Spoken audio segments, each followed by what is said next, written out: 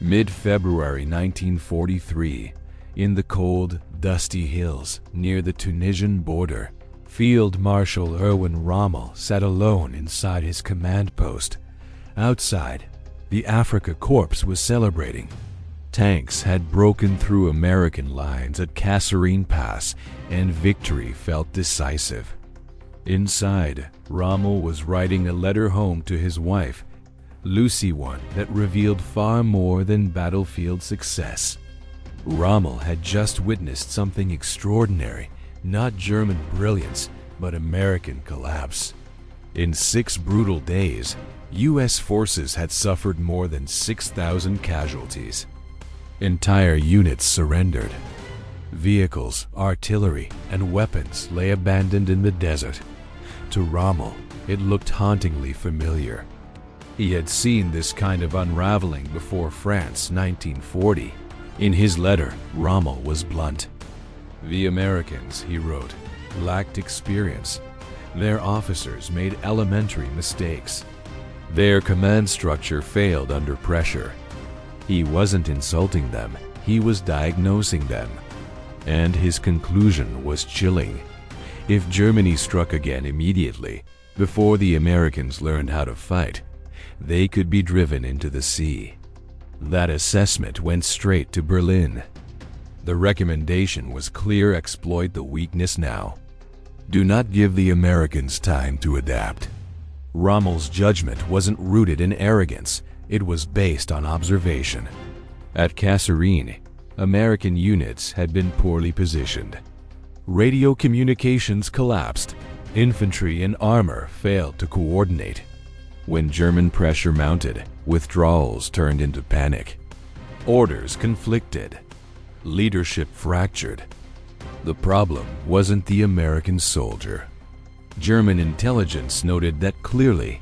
When cornered, Americans fought hard. Their equipment was serviceable, but they were being led by officers who had never faced the Wehrmacht before, and they were learning warfare the hardest way possible. Rommel estimated it would take at least 6 months, likely a year, for the Americans to fix their command failures. German armored doctrine had defeated every opponent since 1939. The formula was proven. Concentrate force, punch through weak points, exploit relentlessly.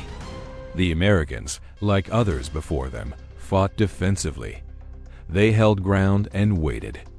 German armor bypassed strong points, shattered weak ones, and rolled onward. Rommel identified El Guettar in central Tunisia as the next proving ground. If attacked in late March, American forces would still be shaken from Kasserine. The psychological blow alone might finish them. Berlin agreed. One more offensive, they believed, would break American morale completely. Then, in early March, German intelligence intercepted unexpected news.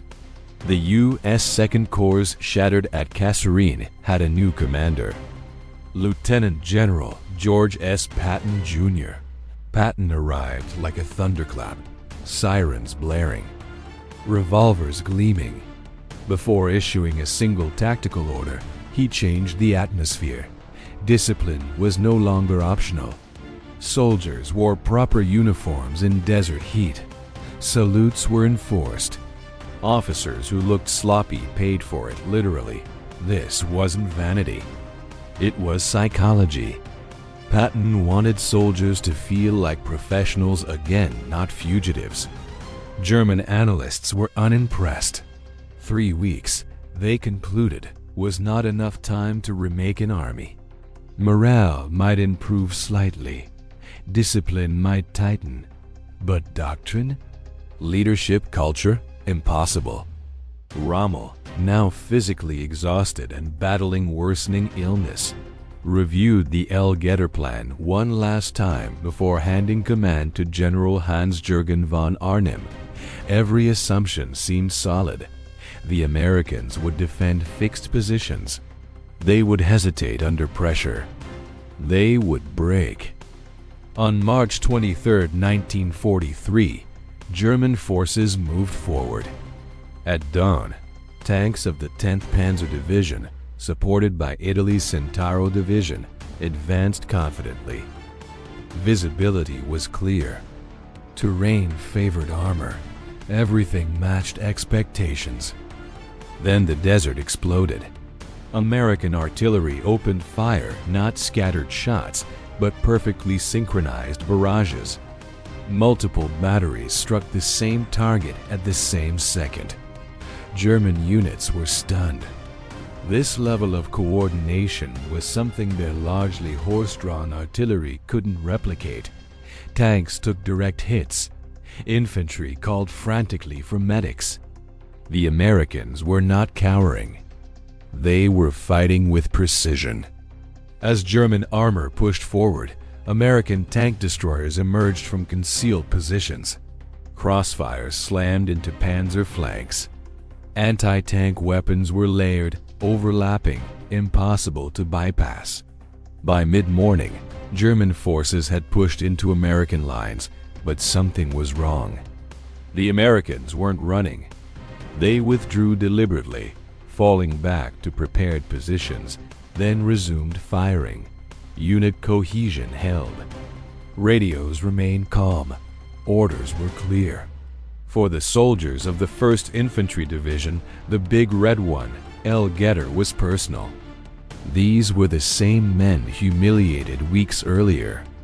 Now, they didn't look for escape routes. They aimed. German radio intercepts told the story. American communications were controlled, professional. Officers coordinated fire. Units reported movements with clarity. By noon, the advance stalled. This wasn't Kasserine. Von Arnim read the reports with growing alarm. Casualties were mounting. Breakthroughs weren't forming. The terrain hadn't changed, but the Americans had. The following day, the offensive was called off. German intelligence scrambled to understand what had happened. Prisoners were interrogated, documents analyzed. The conclusion was unsettling. No new equipment, no massive reinforcements, no months of retraining. The transformation had occurred in 21 days.